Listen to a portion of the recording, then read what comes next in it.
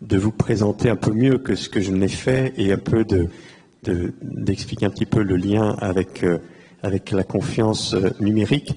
Peut-être Christophe Cianci, si vous voulez commencer. Très bien. Bonjour messieurs, dames. Merci Guy. Alors je vais parler rapidement de notre association, Alliance pour la confiance numérique. C'est une association qui a pour vocation de représenter les entreprises dans le secteur de la confiance numérique. Alors la confiance numérique, ça se décline en deux activités ou deux segments principaux, qui sont la cybersécurité et tout ce qui est service de confiance au sens identité numérique. Au sein de l'Alliance pour la confiance numérique, donc l'ACN, on compte à peu près aujourd'hui une centaine d'entreprises, assez représentatives du secteur. On a donc trois groupes de travail principaux. Un groupe de travail sur l'identité numérique que je co-préside avec Alban Ferraud de la société Idemia. Un groupe de travail spécifique sur la cybersécurité.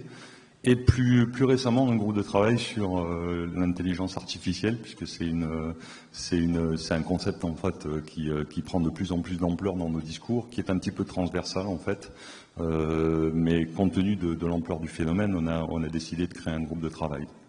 Voilà. Donc je vous parlerai après un petit peu plus précisément de nos activités. Mais je crois que je peux clôturer ici, en tout cas pour la présentation synthétique de l'association. Entendu. Merci Christophe Cianci. Stéphane Gache, est-ce que vous pouvez nous présenter un peu la société Chambersign et nous dire un petit peu son rapport intime à la confiance? Le rapport, merci, bonjour à tous. Merci Guy de cette introduction sur le rapport intime à la confiance. L'association Chambersign France a été créée il y a maintenant presque 22 ans. À l'époque, on ne parlait pas de RGS et d'IDAS, on parlait de PRIS. Donc ça, c'est pareil, pour la majorité d'entre vous, c'est presque de la préhistoire. Et en fait, Chambersign est né du besoin de l'État d'identifier les déposants sur Télé-TVA, si je veux faire court. Et identifier les déposants sur Télé-TVA, c'est identifier l'identité d'une entreprise et d'un acteur qui va agir pour cette entreprise. Voilà posé le cadre il y a 22 ans de l'identité professionnelle qui n'a cessé d'évoluer. On en reparlera bien entendu pendant ces 45 minutes. Aujourd'hui, Chambersign, c'est 25 collaborateurs. On est situé à Lyon. Et donc, on est le dernier pure player de l'identité numérique sous forme de certificat, puisque c'est la forme historique aujourd'hui de l'identité. On verra, et on a vu depuis hier matin qu'il y a de nouvelles approches, et on verra dans cette table ronde, je pense, quel est le devenir et donc comment atteindre les sommets. Voilà. Merci beaucoup Stéphane Gache. Frédéric Gaven, un mot d'introduction, de présentation, s'il vous plaît. Bonjour à tous, merci Guy. Donc moi je vais vous présenter plutôt le point de vue de l'administration, parce que j'ai créé une société qui s'appelle 96 Conseil et qui fait le lien entre les problématiques de l'administration et puis le milieu de la tech.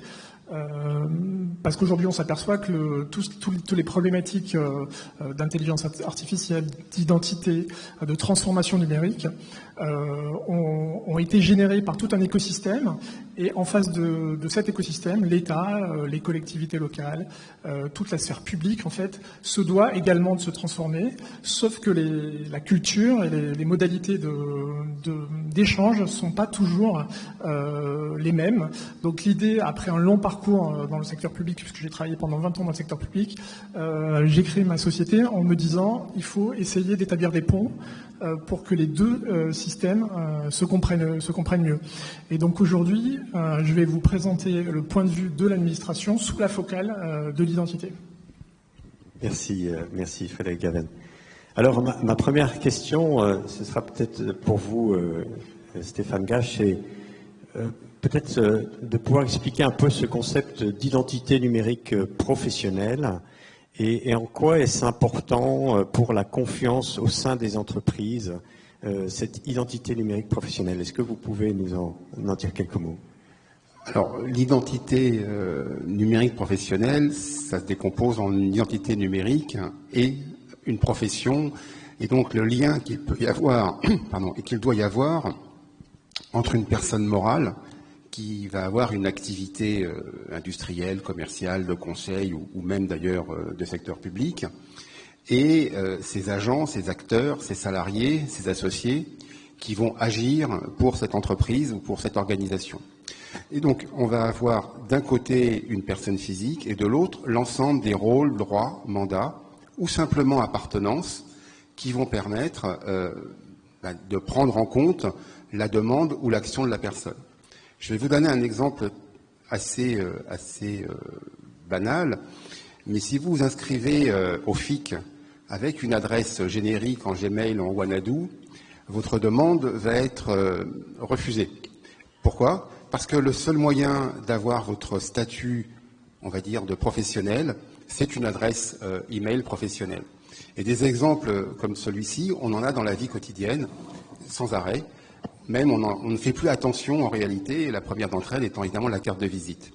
Dans le monde dématérialisé, dans le monde numérique, il va falloir qu'on reproduise ce dispositif, et c'est le certificat numérique jusqu'à maintenant qui permettait de faire ce lien entre une personne physique et en clair le sirène de l'organisation pour laquelle elle agit. Et ça amène la confiance, un premier niveau de confiance sur l'existence d'un lien, et ça permet d'associer et de démarrer une relation à distance.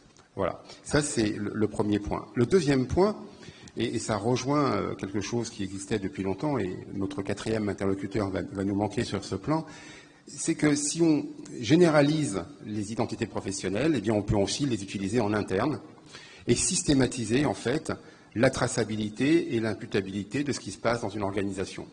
Et donc ça devient un élément structurant et non pas simplement un élément obligatoire comme on a pu l'avoir par exemple pour faire des déclarations fiscales. Ça devient un outil du quotidien et un outil qui va assurer la confiance et qui va permettre, par exception, de se rendre compte d'une intrusion parce qu'on a un mail qui n'est pas signé ou parce qu'un document n'a pas été certifié. Et je pense à des fraudes ou à des attaques comme la fraude au président. À partir du moment où votre organisation prévoit des moyens d'authentification fortes, la fraude au président est impossible. Voilà comment la confiance en entreprise peut être mise en œuvre à travers une identité professionnelle sous ses différentes formes. Merci Stéphane Gache. Alors, j'ai une autre question pour vous, on a beaucoup parlé de la facture électronique, on a beaucoup parlé du scellement numérique des documents officiels de l'entreprise, les devis, les bons de commande, différents documents officiels, les conditions générales de vente. Alors, première question, c'est est-ce que c'est devenu une réalité aujourd'hui ? Et deuxième, dans les entreprises en France. Et deuxième question, pourquoi c'est une nécessité ? Alors, je n'irai pas jusqu'à dire que c'est devenu une réalité, mais en tout cas, ça existe et beaucoup d'entreprises commencent à prendre conscience que leurs documents, en fait, une fois que le document est sorti de l'entreprise, on ne sait pas ce qu'il devient. Et le risque de fraude est avéré aujourd'hui. Alors, évidemment, tout le monde ne produit pas des certificats anti-amiante ou autres, mais en réalité, tous les documents qui sortent de l'entreprise sont autant d'éléments qui peuvent être modifiés, détournés et parfois réopposés à l'entreprise dans des conditions qui sont parfois compliquées à déjouer. Et donc, le scellement des CGU, des CGV, est un des moyens d'assurer, là encore, l'intégrité des documents fournis, mais surtout l'image de l'entreprise. À partir du moment où on scelle ces documents, où on a une communication de sécurité, eh bien, on donne des éléments objectifs à nos contreparties et des éléments qui rassurent. Ça, c'est le point important. Le deuxième point important, c'est que dans une organisation, à partir du moment où on a des documents qui circulent, parfois, quand on n'est pas totalement bien organisé, on ne sait jamais quelle est la bonne version. Le scellement et la production de documents intègres permet d'avoir des versions qui sont parfaitement opposables et tracées. C'est des solutions assez simples qui sont à la portée de n'importe quel TPE, PME. Et pour finir, pour répondre sur la facture électronique, Guy, que vous avez cité, le scellement des factures est un des moyens d'assurer les obligations fiscales 289, mais c'est le moyen le plus simple pour la TPE, PME, qui ne se pose plus de questions sur la facture et son intégrité. Donc, c'est un moyen qui est un moyen finalement extrêmement commode et extrêmement peu coûteux, parce qu'il ne faut pas se cacher non plus les réalités économiques, qui peut être un moyen extrêmement peu coûteux quand il est mis en œuvre, encore une fois, systématiquement, et que ce n'est pas vécu comme une contrainte ponctuelle. Donc je retiens que pour les entreprises, et notamment pour les petites, il faut avoir conscience que ce scellement numérique des documents officiels de l'entreprise, c'est une dimension importante de la confiance. Je me tourne vers vous maintenant, Frédéric Gaven, pour vous demander, la question c'est est-ce que dans les administrations que vous accompagnez, est-ce que la question de la confiance numérique, est-ce qu'elle se pose d'une manière similaire à celle des entreprises privées ou est-ce qu'elle est différente ? Alors, en fait, cette question, d'abord, il faut préciser qu'elle concerne effectivement les acteurs publics, les collaborateurs du secteur public, et non pas les usagers, puisque la problématique, on peut l'avoir la confiance des usagers ou la confiance au sein des administrations. Alors, au sein des administrations, la confiance numérique, d'abord, elle s'exprime à 3 niveaux, en fait. D'abord, dans la simplicité, ensuite dans l'efficacité et enfin dans la sécurité. Pourquoi ? La simplicité d'abord, parce que si vous avez une application, un logiciel qui est compliqué, les agents publics ne vont pas adhérer ou ne vont pas bien adhérer à son utilisation. Donc c'est très important au sein même de l'administration d'avoir des applications qui soient assez simples d'utilisation. Ça peut être la même chose en entreprise, ça l'est particulièrement au sein du secteur public, au regard en fait des enjeux qui sont, j'ai envie de dire, universels et pas simplement ciblés sur une catégorie de clients ou de population comme on peut l'avoir dans une entreprise. La simplicité, l'efficacité, de la même manière, si vous avez un logiciel ou une application qui fonctionne pas exactement comme pourquoi elle a été conçue, aussitôt vous allez avoir un désengagement des agents publics et du coup la confiance va être altérée et effectivement ça ne va pas générer une efficacité là aussi avec des enjeux très forts puisqu'on peut bloquer immédiatement tous les usagers du secteur public et donc avoir par effet de chaîne des conséquences qui sont importantes. La sécurité enfin, puisque les agents publics souhaitent aussi avoir évidemment des applications qui sont sécurisées et qui ne sont pas des passoires ou qui ne sont pas des applications susceptibles d'avoir des problèmes en termes d'accès ou de sécurité. Donc, pour être un peu plus illustratif, par exemple d'une application, d'un outil qui a bien marché et qui concerne l'identité, on peut citer Comedec, qui est la plateforme du ministère de l'Intérieur qui a été pilotée par la NTS et qui là, en fait, a permis la dématérialisation des actes entre les mairies et les préfectures dans la délivrance des cartes d'identité et des passeports. Donc c'est intéressant parce que là où auparavant, on avait du papier, c'est-à-dire un acte d'état civil, un acte de naissance d'état civil en mairie que l'usager devait solliciter, désormais le flux est dématérialisé et se fait entre la mairie et la préfecture. Et du coup, ça permet d'avoir quelque chose de simple, d'efficace et de sécurisé. De surcroît, ça permet aussi de limiter les risques de fraude, puisque dès lors qu'on avait une sortie papier à un moment donné de l'administration, évidemment, les falsifications, les détournements, etc., pouvaient agir. Donc là, on voit bien qu'on a effectivement un outil qui rend la confiance au départ au sein de la sphère publique au niveau des agents et qui se répercute ensuite au niveau des usagers, parce que ça simplifie aussi les démarches, puisque du coup, on a une démarche à moins à faire. Et effectivement, ça permet d'aller plus vite et d'être en confiance par rapport au fait de demander sa carte d'identité ou son passeport, ce qui peut être une démarche effectivement importante à un moment donné. On est souvent fait un peu à la dernière minute, donc on souhaite que ça se passe vite, que les usagers aillent vite, quoi. Merci. Et alors, j'ai une autre question à vous poser, c'est en matière de gestion des identités et des accès, quelles sont aujourd'hui les pratiques dans l'administration, peut-être en termes d'identification, d'authentification, quelles sont les pratiques ? Alors, du coup, là, on rejoint vraiment ce qui se passe en entreprise, c'est-à-dire qu'on a une authentification en général à 2 facteurs, une authentification forte à 2 facteurs, donc du code d'accès, couplé éventuellement couplé à par exemple une carte à puce de type token, qui permet l'entrée directement évidemment dans le système d'information. On utilise souvent un SSO, donc un single sign-on qui permet à la personne derrière son écran de ne pas se reloguer à chaque fois sur les différentes applications si elle a besoin de différentes applications au cours de la journée. Donc ça, c'est très pratique et ça garantit la sécurité. Moi, ce que j'ajouterais, ce qui est peut-être plus intéressant, c'est de bien considérer l'identification et l'authentification d'un point de vue de processus de gestion des accès. Et là, il y a un vrai sujet qui est celui de bien faire coïncider le périmètre, en fait, métier de la personne qui va utiliser ces identifiants avec ses droits d'accès, donc ses habilitations informatiques. Et donc là, dans l'administration, évidemment, le volume de personnes concernées est vraiment très important. Et donc, il y a un enjeu en termes de workflow, de gestion RH, depuis l'arrivée de la personne jusqu'à son éventuelle sortie ou son éventuelle évolution dans le métier, pour que ces habilitations correspondent bien à son métier. Donc du coup, ça nécessite un suivi très processé de ces évolutions, et ça permet, au travers donc de cette identité, de l'évolution dans le temps du métier, de bien faire correspondre les droits d'accès pour effectivement que le périmètre soit bien maîtrisé et sécurisé.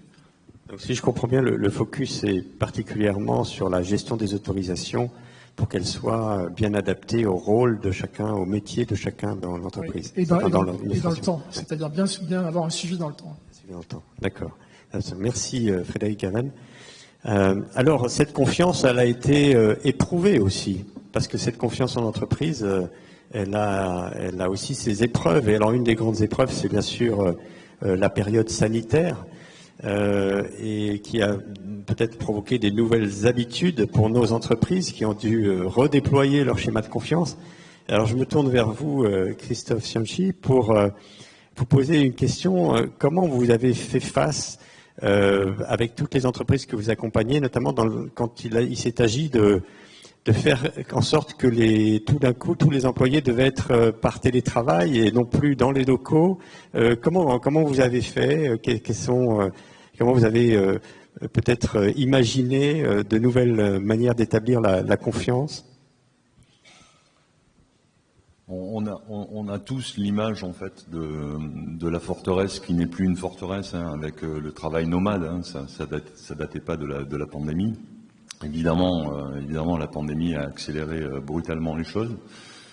Pour certains, déjà en partie organisés, pour d'autres, en total désarroi.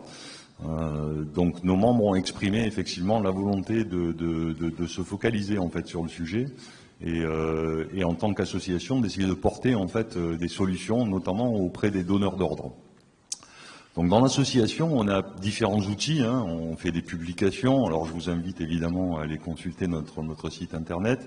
On n'a pas de stand parce qu'en fait vous verrez le logo de l'ACN sur beaucoup d'entreprises, puisque comme je l'ai précisé, on a pas mal de membres qui sont actuellement d'ailleurs sur le salon.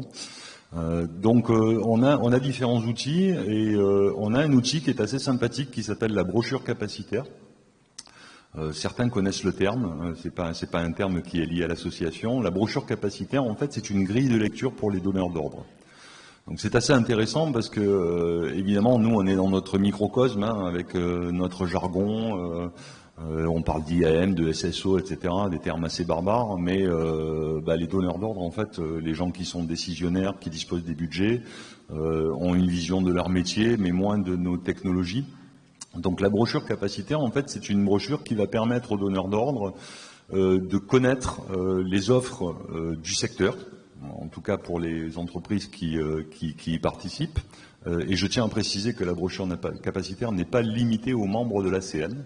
On a vraiment vocation à représenter la filière, donc on peut très bien avoir des sociétés qui vont être présentes dans la brochure et qui ne font pas partie de l'association. Et donc on va commencer par segmenter, c'est-à-dire de manière assez pédagogique en fait, à expliquer quelles sont les différentes composantes des métiers. Et donc on va, dans une grille en fait à 2 entrées, on va dire sur tel type de problématique, on a telle société qui intervient avec une offre. Et on explique brièvement quel est le contenu de l'offre. Donc ça permet à un donneur d'ordre effectivement de pouvoir s'orienter, de comprendre quels sont les concepts de base pour poser les bonnes questions et d'identifier les interlocuteurs. Souvent tout ça c'est assez abscon en fait.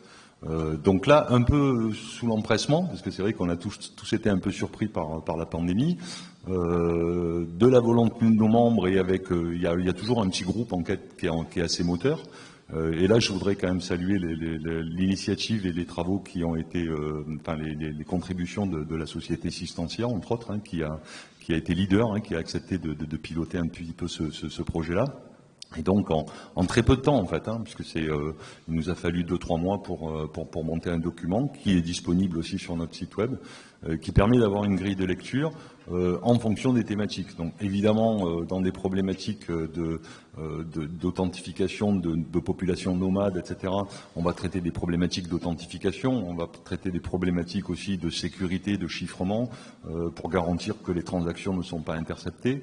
Enfin tout un tas de terminologies en fait qui vont permettre de guider et de sélectionner, parce que souvent on se rend compte aussi que les entreprises, de manière générale, vont dire, bon, bah, par exemple, oui, l'authentification, on l'a mis en œuvre. Bon, je dirais quelque part, c'est quelque chose de plus simple à appréhender que du chiffrement de bout en bout lorsqu'on converse vers l'extérieur, par exemple.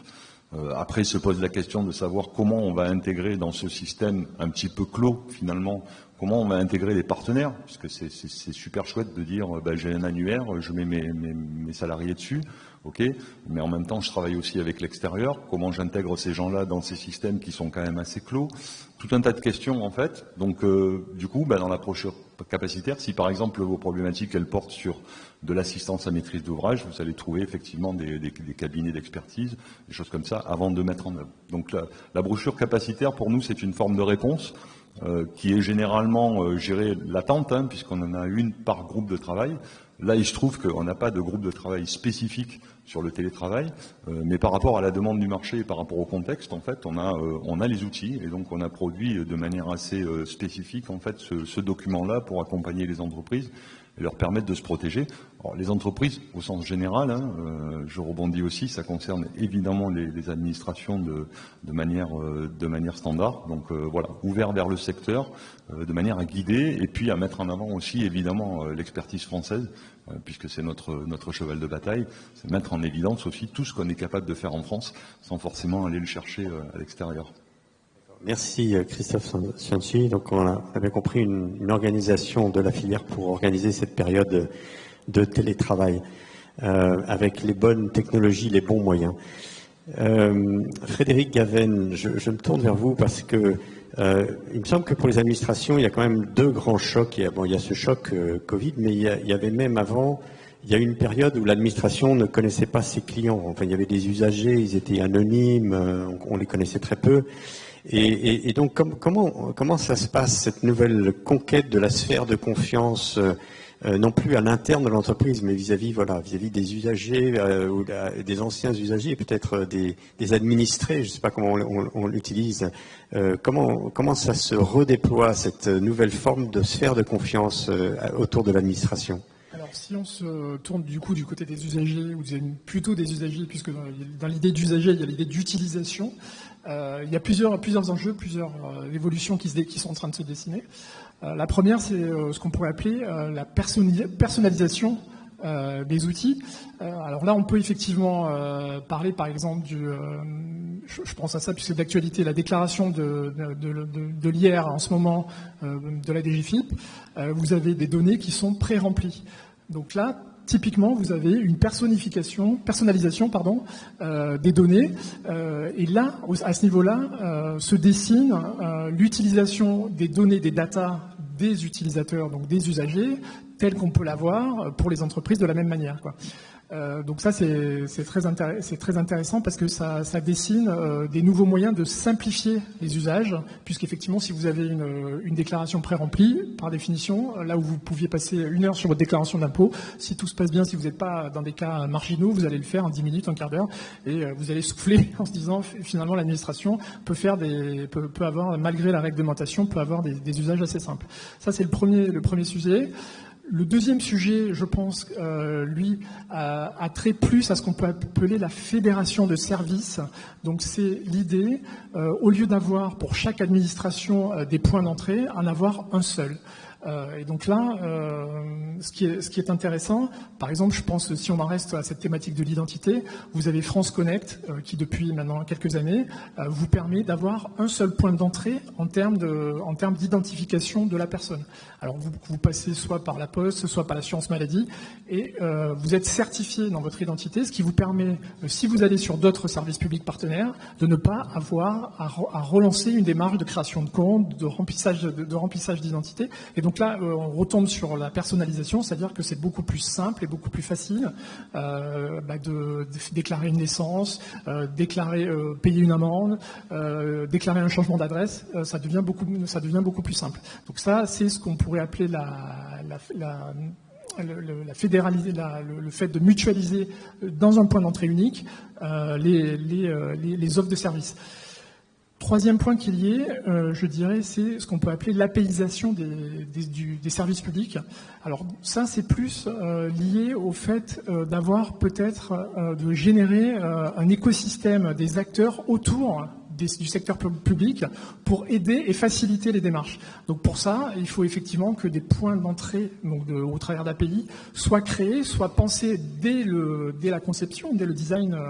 On essaie d'anticiper les éventuels besoins, les éventuels usages qui pourraient être faits et de générer ainsi un écosystème qui ne soit pas seulement limité aux acteurs publics. Donc c'est intéressant parce que du coup ça peut créer des usages qui n'ont pas été imaginés par l'administration mais qui par ailleurs peuvent être tout à fait intéressants de développer. Alors je pense, si toujours pour rester sur la thématique de l'identité, je sais que par exemple l'ANSSI récemment a développé une certification des pourvoyeurs de des prestataires de vérification d'identité à distance.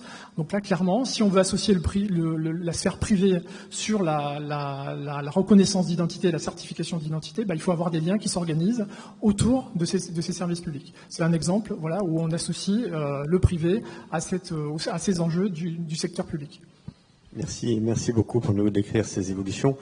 Alors, le secteur privé aussi fait évoluer ses identités, en tout cas ses besoins d'identité numérique évoluent. Je me tourne vers vous, Stéphane Gache. Comment donc vous voyez dans cette ère un peu post-Covid l'évolution de l'identité numérique professionnelle? Quels sont les nouveaux besoins? Est-ce qu'on va vers la création d'infrastructures numériques de confiance? Comment vous voyez la réorganisation, peut-être l'évolution du paysage de l'identité numérique dans les entreprises? Alors, je vais d'abord répondre sur un point important, c'est qu'on s'en préoccupe. La preuve, cette table ronde, et je vais rebondir sur l'exemple de Frédéric, auquel je ne m'attendais pas, sur l'impôt sur le revenu, et pour la croiser avec une intervention hier à la table ronde d'ouverture de Jean Saffort, le vice-président de la FNTC et vice-président du Conseil national des experts comptables, qui expliquait que les professionnels experts comptables qui font les déclarations d'IRPP pour leurs clients professionnels accèdent au compte, pas forcément avec une délégation, mais parfois en utilisant des codes tiers. Et ça, c'est symptomatique du fait que quand on ne prévoit pas un accès professionnel, eh bien, on est obligé de contourner les dispositifs. Et donc, Jean exprimait clairement son besoin. Donc, la première chose que l'on voit aujourd'hui, c'est que l'identité professionnelle est prise en compte en tant que telle. Ça, c'est le point important. Et je mettrai ça aussi en perspective d'initiatives qui ont eu lieu depuis 18 mois dans différentes sphères en France, qui conduisent à construire des référentiels d'identité professionnelle. À côté des registres officiels, et certains ayant été ouverts en open data depuis quelques mois, eh bien, on voit se construire des initiatives privées. Et je pense qu'on n'aura pas un seul fournisseur d'identité professionnelle, au même titre que les intervenants d'hier sur l'identité indiquaient qu'il y aurait plusieurs fournisseurs d'identité personnelle. Donc ça, c'est un point important.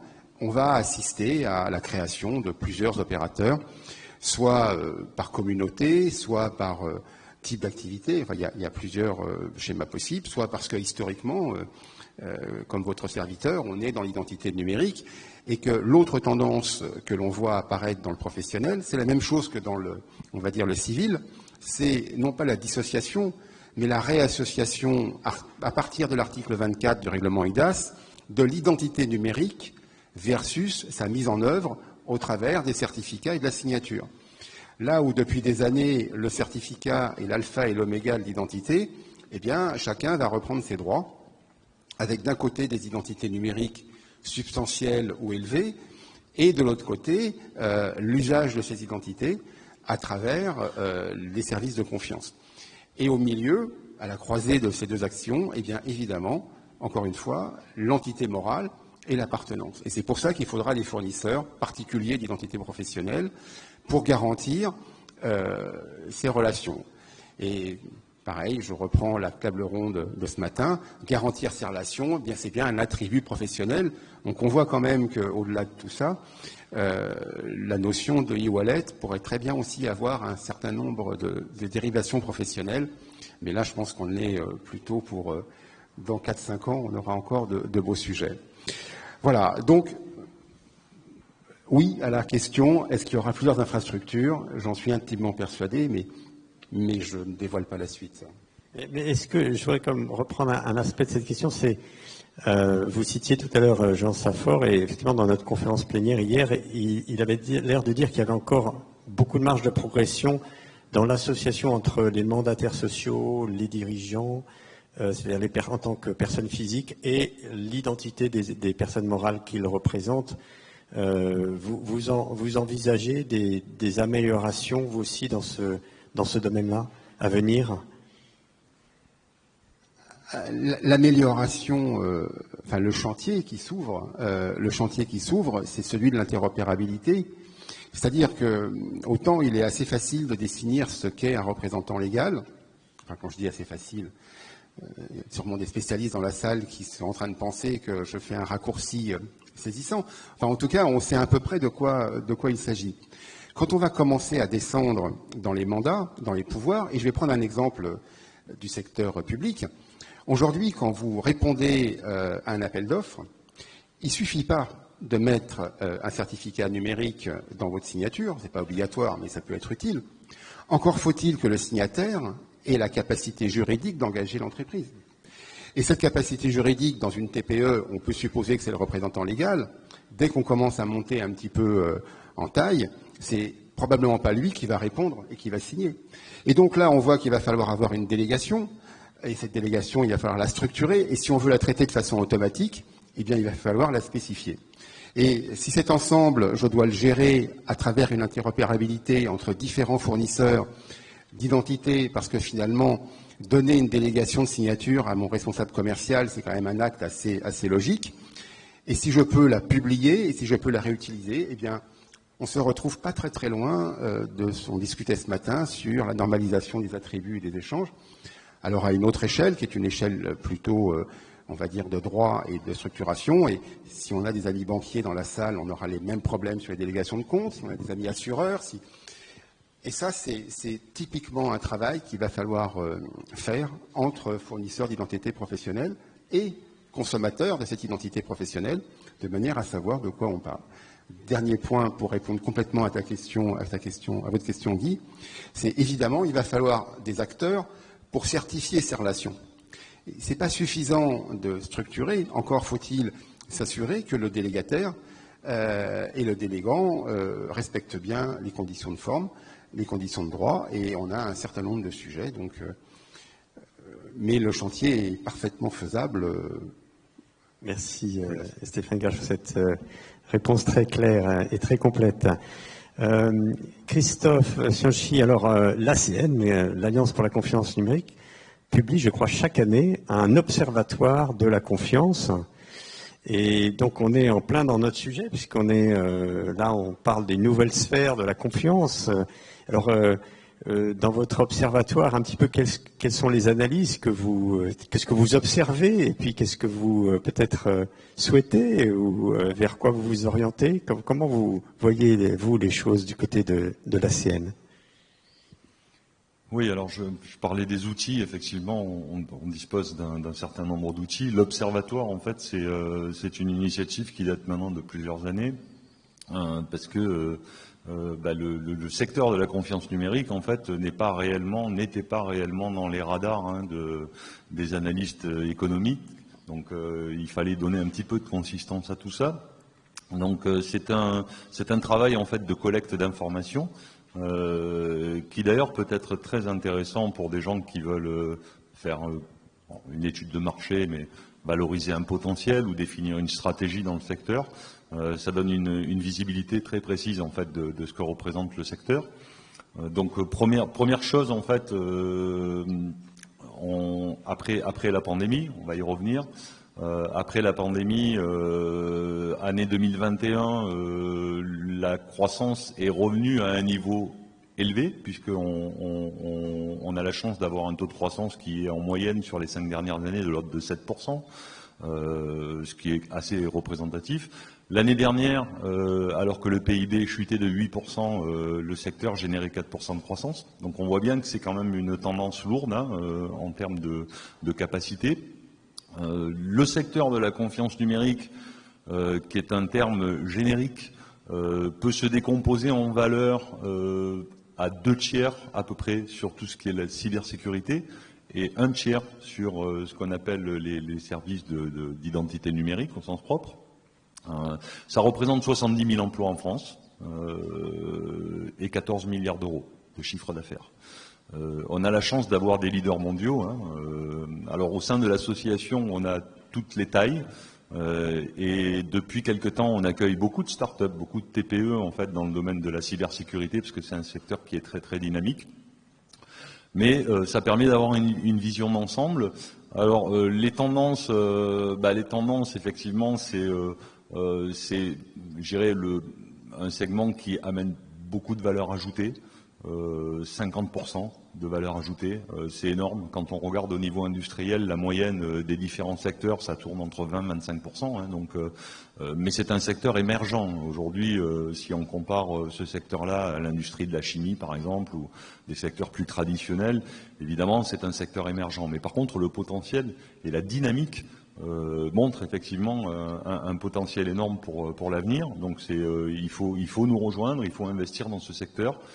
Il faut former des jeunes, puisqu'on manque de compétences aussi. Mais là, depuis quelques années, on sent bien il y a des écoles qui se créent, il y a des initiatives pour permettre effectivement. Alors, on peut citer aussi l'université, enfin les initiatives qui sont aussi, on va dire, parrainé ou collaboré avec la partie ANSSI, avec l'Agence nationale de la sécurité des systèmes d'information, qui apporte aussi ses compétences et qui oriente aussi le secteur de la pédagogie. Donc c'est un secteur qui bouge beaucoup, qui est stable finalement dans le temps et qui montre aussi de nouveaux paradigmes dans les manières de fonctionner. On y reviendra un petit peu après en conclusion, mais c'est vrai que l'ensemble des chiffres donne une vision un petit peu macro et un petit peu économique, mais ça détermine aussi des tendances, des trajectoires pour garantir en fait, ce qu'appellent des vœux nos politiques et chaque citoyen, je pense, c'est la souveraineté numérique qui nous est chère en Europe, en France, mais pas seulement en France, surtout en Europe. Dans un monde effectivement où les choses sont de moins en moins rassurantes, en tout cas dans la capacité des États à avoir une vie pacifiée. Merci Christophe Ciolchi, merci pour, je retiens cette notion de confiance et souveraineté numérique pour les entreprises françaises. Alors Frédéric Gaven, il y a un point assez critique dans la confiance, d'ailleurs autant dans les entreprises que dans les administrations, et souvent c'est un point qui je dirais, qui interpelle beaucoup les personnes, il s'agit des comptes à privilèges. Alors les comptes à privilèges, qu'est-ce que c'est? C'est les comptes des dirigeants, c'est les comptes des principaux, en général, personnes exécutives dans l'entreprise. Et ces comptes peuvent être à la fois, ils doivent être souvent l'objet d'une attention particulière parce qu'il faut tracer, par exemple, les décisions de ces dirigeants. Qui décident, et puis aussi parce que ce sont des comptes plus vulnérables pour la fraude, et si ces comptes sont fraudés, les conséquences pour les actifs informationnels ou immatériels de l'entreprise peuvent être très très importantes, très néfastes. Alors je me tourne vers vous, Frédéric.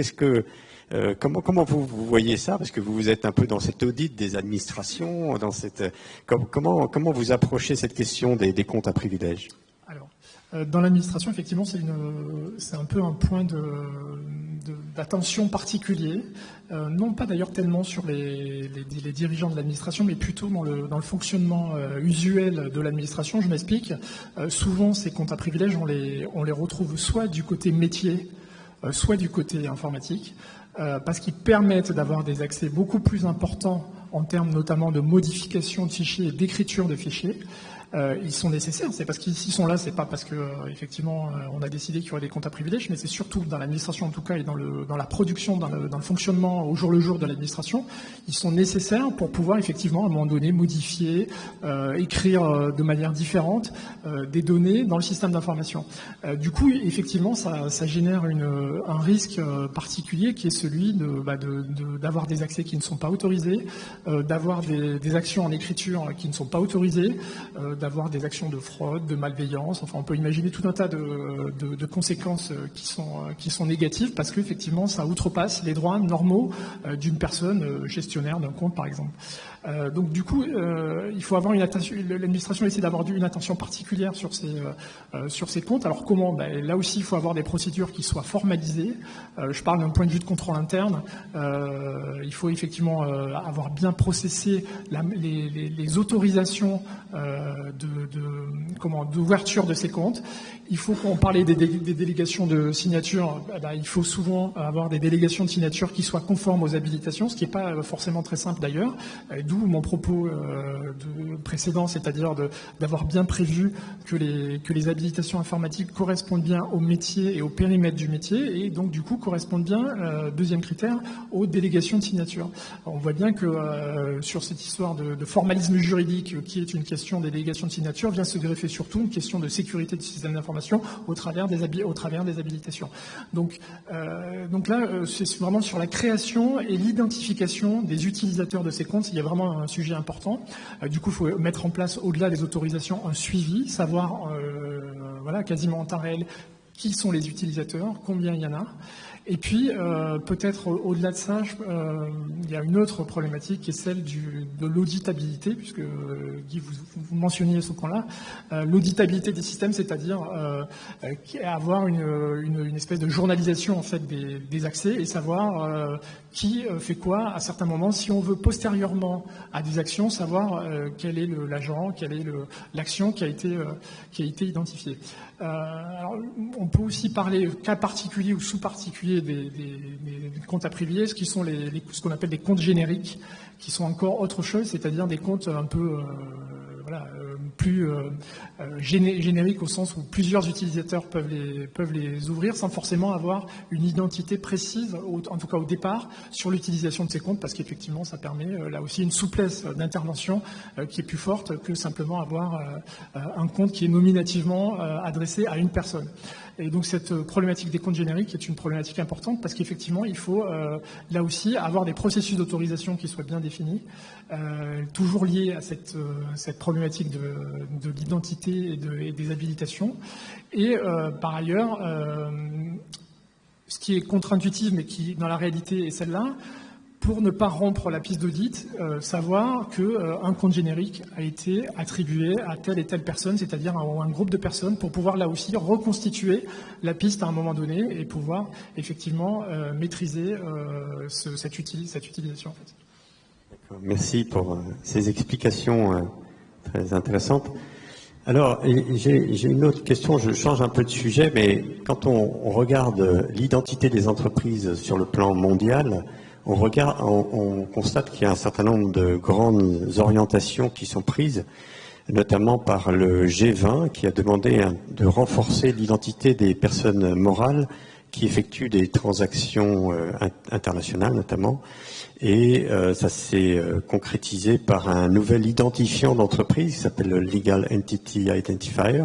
Donc ça ne concerne pas toutes les entreprises, mais toutes celles qui font des transactions sur des marchés internationaux, pas que des marchés financiers, ça peut être des marchés de matières premières, des choses comme ça.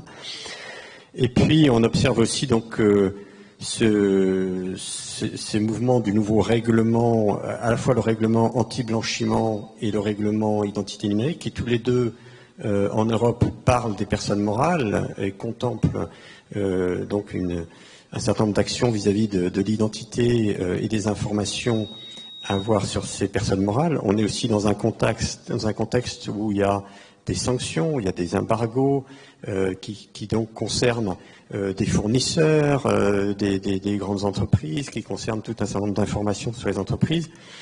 Et donc ce thème de l'identité de l'entreprise devient de plus en plus importante, et ce terme de l'identité professionnelle. Et donc la question que je voulais vous poser, Stéphane Gache, c'est qu'est-ce qui est prévu au niveau national et est-ce que vous appelez à la formation d'un écosystème sur cette identité des entreprises en France comme elle l'est dans les différents échelons qu'on observe aujourd'hui dans le monde? Alors ça fait aussi assez longtemps qu'en France, on a, je l'ai indiqué, une identité des entreprises à travers le RGS qui avait déjà des certificats d'entreprise et qui ont été repris dans IDAS V1. Et dans IDAS V1, on a deux applications que j'ai en tête, les Quarks DSP2, qui sont identification d'une entreprise, et plus récemment EPREL, qui consacre là encore le scellement de l'entreprise. Donc, effectivement, l'entreprise en tant que telle commence à avoir une réalité numérique. En France, je pense que, comme souvent, c'est la fiscalité qui va nous amener à fédérer un écosystème interopérable. Pourquoi la fiscalité? Essentiellement à cause du projet Facture B2B, qui va se déployer à partir du 1er juillet 2024, et dont un des éléments est l'annuaire de référence, annuaire qui va permettre d'indiquer à qui va obliger, chaque entreprise à indiquer son schéma de facturation, et qui sera accessible par une identité substantielle. Donc, si on doit paramétrer d'ici juillet 2024, grâce à une identité substantielle, son schéma de facturation, ça veut dire qu'il nous reste, j'ai pas fait le calcul avant de venir, donc je vais le faire de tête, un peu plus de 24 mois pour construire un écosystème d'identité professionnelle, encore une fois, interopérable, et auquel on ajoutera tous les éléments dont on a parlé, en termes de mandat, de délégation de pouvoir. Et je crois que c'est maintenant qu'il faut commencer les travaux. Donc oui, j'appelle vraiment à la création d'un environnement. Et on l'a d'autant plus, c'est d'autant plus, on va dire, d'actualité, que sur la KYC, on a ce problème d'interopérabilité, et que au-delà de simplement l'identité professionnelle, c'est effectivement tout un tas d'attributs qu'on va pouvoir gérer. Merci Stéphane Gache. Est-ce que nous avons des questions pour nos orateurs dans la salle? Si c'est le cas, je vous demanderai de bien vouloir lever la main. Voilà, oui, messieurs.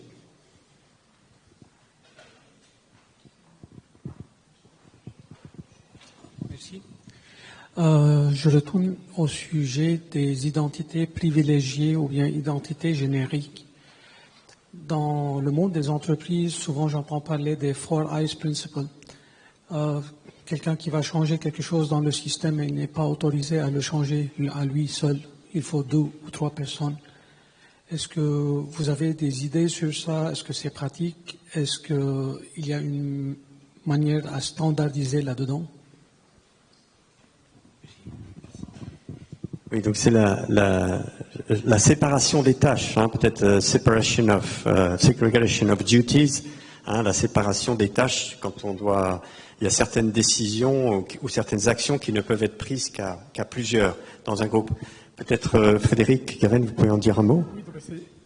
Oui, C'est exactement ce que je disais précédemment, c'est-à-dire c'est l'utilisation de comptes génériques, donc de comptes qui peuvent être utilisés par plusieurs personnes, a une fonction qui est celle-là, elle est bien prévue. Seulement, effectivement, il y a un danger potentiel de savoir qui est derrière l'écran et ce qu'il fait. Donc l'idée de bien identifier d'une part les personnes et d'autre part de suivre l'activité a posteriori et de pouvoir suivre cette activité dans la traçabilité notamment des logs est essentiel d'un point de vue de la sécurité en fait. C'est ce qui est un peu difficile parce qu'on sait bien que dans la problématique des entreprises mais de l'administration de la même manière, quand on est dans une situation par exemple de création de services, quand on est dans une situation de modification de structure, de modification de modalités de travail, on est souvent dans l'urgence, on vit souvent l'efficacité du but de ce changement plutôt que les modalités, la manière dont on le fait. Et la sécurité et le contrôle interne ne sont pas forcément les priorités dans ce domaine-là. Donc du coup on dit, bon ben voilà, j'ai besoin d'un compte générique, vous me donnez un compte générique parce qu'il y a urgence, il faut qu'on modifie les modalités de travailler. Et finalement on ne regarde pas qui forcément est derrière, quoi. Et c'est là que effectivement se pose la question de cette sécurité pour dire, certes il faut avoir des comptes génériques, c'est très utile. Certes, il faut avoir plusieurs personnes qui travaillent sur notre point de travail particulier, mais pour autant, il ne faut pas perdre de vue la sécurité qui est nécessaire derrière, parce qu'on sait bien qu'aussi qu'en termes de préjudice, si jamais à un moment donné vous avez un vol de données, par exemple, important, ou quand bien même votre système va très bien marcher, si vous avez un vol de données, le préjudice est plus important que l'évolution que vous avez souhaité avoir en modifiant vos modalités de travail, par exemple. Donc, ce que je veux dire par là, c'est que certes, il faut avoir pour but, il faut avoir pour but d'évoluer dans les modalités de travail, par exemple, si c'est le cas, mais il faut aussi ne pas perdre de vue les risques encourus qui peuvent être importants au travers de ces outils. Merci Frédéric. Est-ce que nous avons d'autres questions? Alors moi j'ai une question, on a mentionné tout à l'heure rapidement donc la perspective du e-wallet pour l'usage professionnel. Je ne sais pas, Christophe, peut-être, est-ce que vous travaillez là-dessus à l'ACN, qu'est-ce que vous en avez une vision, un souhait? Oui, bon, cette année a été assez chargée en travail. Hein. Il faut reconnaître que, notamment au niveau du groupe Identité Numérique, on a cumulé les heures et les heures de travail, de collaboration. D'ailleurs, c'est très intéressant parce que comme je l'ai dit, on a des TPE, des grands groupes, tout le monde travaille de concert, dans l'esprit, en fait, effectivement, de nourrir le processus qui est en train de se dérouler au niveau européen. On n'est pas sans ignorer l'initiative de la Toolbox, hein, qui va concerner plus les citoyens, mais finalement qui a une forte adhérence aussi et qui aura des extensions nécessaires au niveau de la personne morale, puisque IDAS V2 couvre la notion de personne morale. Donc on a travaillé en fait en collaboration avec l'État, hein, puisque je rappelle que les négociations qui se font au niveau européen se font entre États membres, et c'est les États membres qui portent les négociations. Donc on a, je citais les entreprises, mais évidemment on travaille en grande partie avec les pouvoirs publics, les institutions, notamment la NSSI que je citais tout à l'heure, mais aussi France Identité Numérique, qui a été à l'origine des travaux qui ont été faits pour la carte d'identité. Donc on a d'abord travaillé sur la carte d'identité, on a travaillé aussi sur un petit sujet intéressant qui est la vérification des prestataires à distance, sujet que Stéphane connaît bien aussi, enfin les prestataires de services de confiance pour les processus d'identification, un peu certainement aussi boosté par l'aspect post-Covid, puisque il fallait travailler à distance, il fallait faire des démarches et on ne pouvait plus aller au guichet, donc on n'avait pas arrêté l'économie, donc tout ça c'est des accélérateurs en fait, hein, donc c'est très intéressant, donc ça nous a beaucoup occupé. Et donc on a produit des choses qui ont été portées par l'État français, qui se sont retrouvées dans les conclusions de ce qui est proposé aujourd'hui. Donc ça veut dire qu'on a une bonne chaîne de transmission, hein, de ces processus-là. Évidemment, en France, on est parmi les différents pays européens. C'est pas un secret. On est assez orthodoxe sur la sécurité. On n'est pas les seuls, hein, je vous rassure. Mais enfin, on a des groupes de pays en fait qui se dessinent un petit peu. Donc tout ça, ça se met en route. Et c'est intéressant parce que il faut pas cultiver l'orthodoxie non plus. Il faut être proche des processus économiques. Donc tout ça, ça nourrit beaucoup de travail. Et bon, on verra les conclusions. On verra les conclusions de ce qui sera finalement acté, hein, au niveau de IDAS 2. Mais si ces sujets vous intéressent, je vous invite vraiment à rejoindre nos groupes de travail parce que la qualité des échanges, la richesse et puis l'effet d'expérience pour des TPE, nous-mêmes, enfin moi-même je représente une TPE en tant que membre de l'association, être aux côtés d'industriels super compétents qui expliquent et qui font preuve de beaucoup de pédagogie en fait, ça participe de cet écosystème en fait et on gagnera ensemble parce que pour que l'écosystème se développe, il faut des grands, il faut des petits, il faut des moyens, il faut tout le monde. Merci Christophe. Stéphane, vous voulez ajouter un mot sur cette question de la perspective du e-wallet pour l'identité numérique professionnelle ou des entreprises? Je ferai le lien entre les e-wallets et le fait que l'identité numérique des professionnels est un élément structurant. C'est-à-dire qu'on n'est pas du tout sur un outil qu'on prend comme ça et qu'on utilise de temps en temps. On est sur un élément structurant. Et à partir du moment où le e-wallet sera dans la poche de chaque personne physique, elle sera dans la poche, je dirais, de chaque professionnel. Et j'avais gardé un exemple de ce que pourrait être un attribut dans les e-wallets. Moi, je suis arrivé avec un badge qui est mon badge de partenaire. Et puis ce matin, j'ai pris un badge d'intervenant. Et voilà. Donc, on a exactement ce qu'est un attribut d'identité professionnelle. Et ça, je pense que ça fait partie de l'avenir. Voilà. Merci beaucoup. Alors, merci à tous les trois. Je voudrais peut-être juste vous demander une phrase, quelques mots de conclusion. On n'a plus beaucoup de temps. Peut-être une phrase de conclusion par rapport au sujet de cette table ronde, la confiance en entreprise. Christophe, si vous voulez commencer. Alors, je vais être concis. Il faut apprendre à travailler différemment. Le monde numérique n'est pas une transposition stricto sensu du monde physique. Donc il faut de l'agilité, il faut de la rigueur. Et donc voilà, j'invite tout le monde à réfléchir à la manière dont on peut remettre en cause et adapter nos métiers, parce que ça devrait être un challenge perpétuel pour les années qui viennent. Merci Christophe. Frédéric, je ne sais pas si vous voulez vous exprimer. Frédéric Gaven.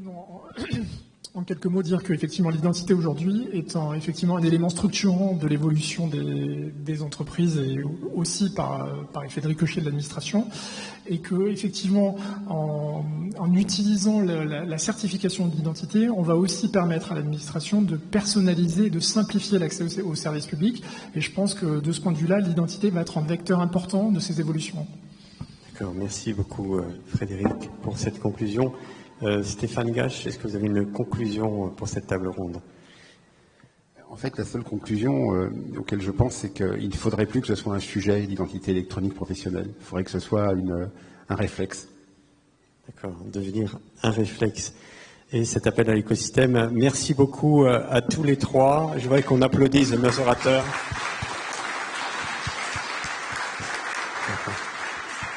Merci pour nous avoir offert ces contributions sur le sujet de cette confiance numérique en entreprise. Alors, on fait une petite pause, vous avez le temps de prendre un café. On se retrouve dans 15 minutes pour l'interview de Didier Truth, vice-président du Secure Identity Alliance, qui sera immédiatement suivi après, à 15h30, de notre conférence plénière européenne sur le nouveau cadre d'identité européenne. D'identité numérique. À tout de suite. Merci.